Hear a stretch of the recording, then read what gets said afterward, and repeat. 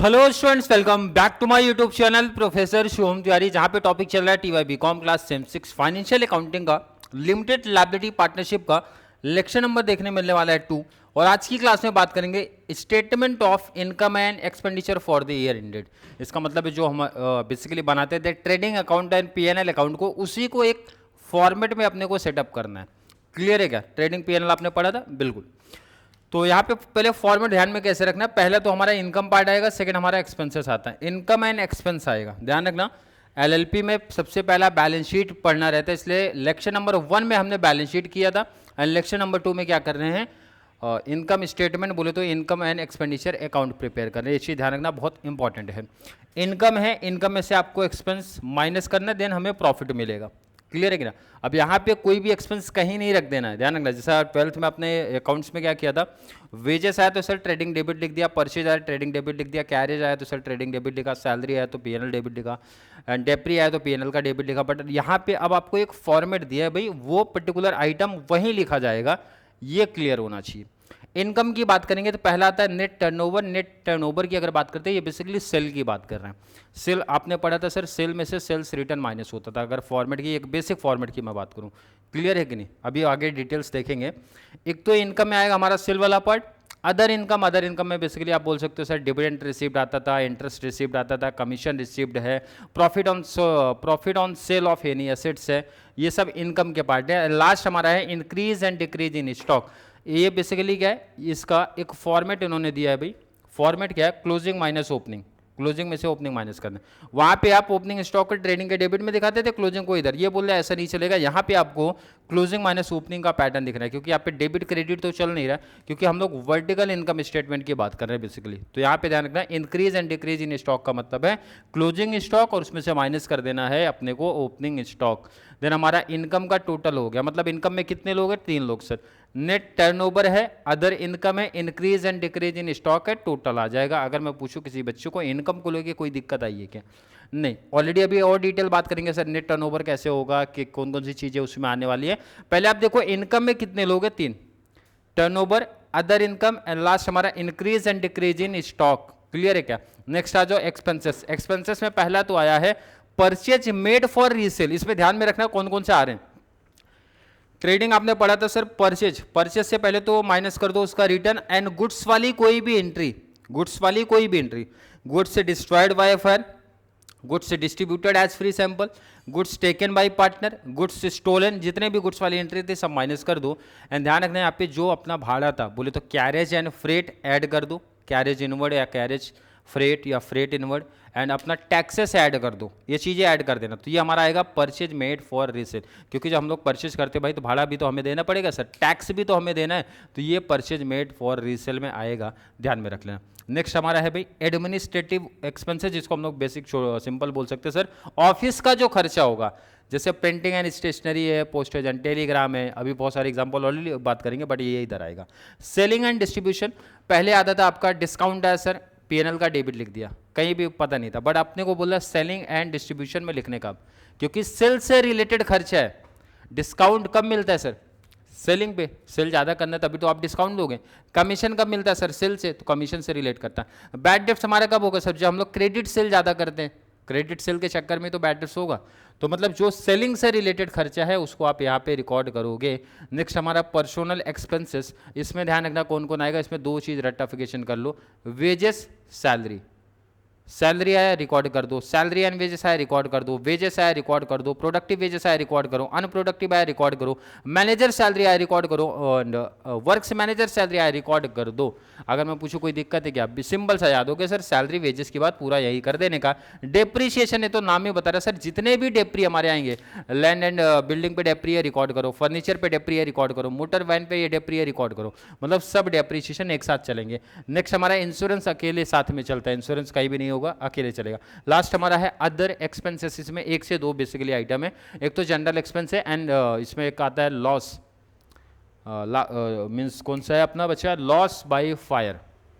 2 लोग हैं यहाँ पे, तो कैसे याद रखना है, एक्सपेंसेस में मेन जो अपने हैं टोटल 5 होते हैं, मेन जो है 5, उसके बाद 1-2 आइटम आ जाते हैं, जिसमें परचेज मेड फॉर रीसेल 1 है, एडमिनिस्ट्रेटिव 2 है, सेलिंग हमारा 3 है, डेप्रिसिएशन हमारा 4 है, लास्ट हमारा पर्सोनल बोले तो 5 है। 5 मेन है, बाकी 2 बचेगा बोले तो 1-2 वैसे आइटम बच जाते हैं, बट मेन हमारे यही होते हैं। तो 3 इनकम में है, 5 से 6 आपको ध्यान में रखना है, आपके एक्सपेंसेस में है, माइनस कर दोगे तो प्रॉफिट एंड लॉस आ जाएगा। अब इसमें सिर्फ प्रैक्टिस आपकी होनी चाहिए सर कि अगर कैरेज आए तो कहाँ रिकॉर्ड होगा सर, कैरेज का रिलेशन किसके साथ है, परचेज के साथ, तो किस में आएगा, परचेज में आएगा, परचेज वाले में आएगा। क्लियर है क्या, बस यही क्लिक होना चाहिए कि किस में आने वाला है। प्रिंटिंग एंड स्टेशनरी आ गया सर, तो किस में आएगा, printing and stationery sir office में आएगा। डिस्काउंट किस में आएगा सर, सेलिंग में आएगा। क्लियर है क्या, एक आइडिया चल रहा है। डिविडेंड रिसीव्ड किस में आएगा सर, रिसीव्ड बोले तो इनकम का पार्ट है, अदर इनकम में आएगा। ओपनिंग स्टॉक किधर आएगा सर, इस फॉर्मेट में आएगा, यहाँ पे क्लोजिंग माइनस ओपनिंग।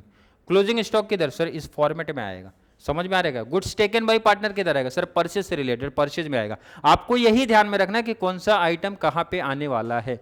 क्लियर है क्या, अब जरा इसको देखते हैं भाई किसमें कौन सा डिटेल मैंने यहाँ पे लिखा है। पहला नेट टर्नओवर कैसे मिलेगा, सेल है, सेल में से माइनस कर देने का sale return, plus unrecorded sale, ये तो एडिशनल इन्फॉर्मेशन में मेंशन होता है। अगर आपका अनरिकॉर्डेड सेल एडजस्टमेंट में दिया है तो ऐड कर दो और मिल जाएगा नेट टर्नओवर। मतलब टर्नओवर निकालना आसान, सर हमारा सेल होगा, रिटर्न है तो माइनस कर दो, रिटर्न नहीं है तो माइनस मत करो। अनरिकॉर्डेड सेल अगर दिया रहेगा तो ऐड कर दो, नहीं दिया तो स्किप, एंड नेट टर्नओवर मिल गया। अदर इनकम में कौन कौन आएगा, मैंने बताया discount received, commission received, dividend received, rent received, sundry income, profit on sale of any asset. मतलब जितने भी इनकम के पार्ट आपको दिखेंगे वो यहाँ पे रिकॉर्ड कर लिया करो। नेक्स्ट है increase and decrease in stock, इसका फॉर्मेट ही है क्लोजिंग माइनस ओपनिंग, क्लोजिंग में से ओपनिंग माइनस करने का। यहाँ तक का पार्ट हो गया खत्म। अब आएगा परचेज। परचेज में 3 चीज को याद रखना, एक तो परचेज, परचेज में से माइनस कर दो उसका रिटर्न, एंड गुड्स वाली जो भी एंट्री रहेगी, गुड्स डॉट रखो, मतलब गुड्स की जितने भी एंट्री, 4-5 एंट्री है ना, गुड्स टेकन बाय पार्टनर 1 है, गुड्स डिस्ट्रॉयड बाय फायर 2 है, goods distributed as free sample 3 है, गुड्स टेकन बाय पार्टनर 4 है, गुड्स स्टोलन बाय है तो 5 है। तो मतलब सबको क्यों लिखने का, सीधा लिख दिया गुड्स वाली कोई भी एंट्री आई यहाँ पे माइनस कर दो। इसके बाद सर भाड़ा लगता है, भाड़े को बोलते हैं कैरेज या फिर फ्रेट, कैरेज इनवर्ड या फिर फ्रेट इनवर्ड, रिकॉर्ड कर दो। टैक्स जो भी आपने पे किया, इंपोर्ट कस्टम जो भी पे किया वो रिकॉर्ड करने का परचेज में, याद कर लो इसी पैटर्न से। नेक्स्ट आ जाओ बच्चा party, selling and distribution expenses. Sale से रिलेटेड कौन कौन सा खर्चा है सर, डिस्काउंट, डिस्काउंट कब देते हैं सर, सेल के टाइम, कमीशन, सेल्समैन की salary, bad debts, IDD, discount on debtor. Clear है क्या, 2-3 आइटम तो यही हो गया। और कौन सा बच रहा है sir, carriage outward, important, carriage outward export duty. Clear है कि नहीं, तो ये सब किस में आएंगे, सेलिंग में। अब आपको ये ध्यान में रहेगा तभी आप पोस्टिंग कर पाओगे। नेक्स्ट हमारा पर्सनल एक्सपेंसेस, यहाँ पे मैंने बताया सैलरी वर्ड दिखा लिख दो, वेजेस वर्ड दिखा लिख दो, और इसमें एक और चीज आप ऐड करना है कॉन्ट्रीब्यूशन टू पीएफ, क्योंकि पीएफ का रिलेशन भी सैलरी के साथ होता है इसलिए वो भी यहाँ पे आएगा। क्लियर है क्या। नेक्स्ट आ जाओ ऑफिस का एक्सपेंस, ऑलमोस्ट मेन बड़े काम कर दिए, अब जो बच गए ऑफिस वाले में आ गए। कौन कौन है, प्रिंटिंग एंड स्टेशनरी है, पोस्टेज एंड टेलीग्राम है, बैंक चार्ज है, लीगल चार्ज है, ऑडिटर फीस है, अकाउंटेंट का फीस है, सब रिकॉर्ड यहाँ पे होगा। रेंट है, इलेक्ट्रिसिटी, ऑफिस का एक्सपेंस है। लास्ट हमारा अदर एक्सपेंस है जिसमें 2 आइटम अपने को दिख रहे हैं, लॉस बाई फायर है, सन्ड्री एक्सपेंसेस है। अगर ये चीज़ें क्लियर है, काफ़ी देखो फाइनल अकाउंट जिन बच्चे जो एवरेज की कैटेगरी में है, तो मुझे नहीं लगता बहुत बड़ा कुछ डिफिकल्ट कॉन्सेप्ट है, काफ़ी चीज़ें पहले से ही पता होनी चाहिए सर, सेलिंग का आइटम कौन है क्या है। नहीं है तो भाई लास्ट एक ऑप्शन है रट्टाफिकेशन करने का। इनकम में कितने लोग हैं, 3, कौन कौन सा, net turnover, other income, increase and decrease in stock, full stop, total कर लो। एक्सपेंसेस की बात करो, purchase made for resale, administrative, personal, selling and distribution, depreciation, 5 तो मेन हो गए। इंश्योरेंस है तो वो लिख दो, अदर लिख दो, कॉन्सेप्ट खत्म। टोटल ले लो, इस टोटल से ये टोटल माइनस करोगे या तो प्रॉफिट मिलेगा या तो लॉस मिलेगा, उसको यहाँ पे रिकॉर्ड करने का। और ये profit and loss balance sheet में जाके कैपिटल कंट्रीब्यूशन निकालते थे, अगर याद होगा तो कंट्रीब्यूशन में जाके मींस कैपिटल में जाके ऐड हो जाएगा, लॉस है तो माइनस हो जाएगा। क्लियर है क्या बच्चा पार्टी, नोट करो पहले, आप इसको नोट करके क्लियर कर लो, क्योंकि मैंने पहले बताया पोस्टिंग भी कर दिया तो भाई अच्छा एक मार्क्स मिलता है। अगर पोस्टिंग भी है ना किया तो एक बेटर मार्क्स अपने को मिलेगा। क्लियर है, तो आई थिंक हर एक बच्चे का कॉन्सेप्ट आज की क्लास को लेके क्लियर है। फिर भी किसी बच्चे को आज की क्लास को लेके कोई भी डाउट, कोई भी कंफ्यूजन क्रिएट होता है तो जरूर नीचे कमेंट में ऐड कर दो, या फिर कॉन्सेप्ट क्लियर है, वीडियो आपको थोड़ी सी भी हेल्पफुल लग रही है तो वीडियो को ज़्यादा से ज़्यादा TYBCom वाले बच्चों को जरूर शेयर करें, ताकि उनको इस चैनल से इसी तरीके की कंप्लीट बेनिफिट मिल सके। चलिए मिलेंगे अगली क्लास में, तब तक के लिए थैंक यू। So much.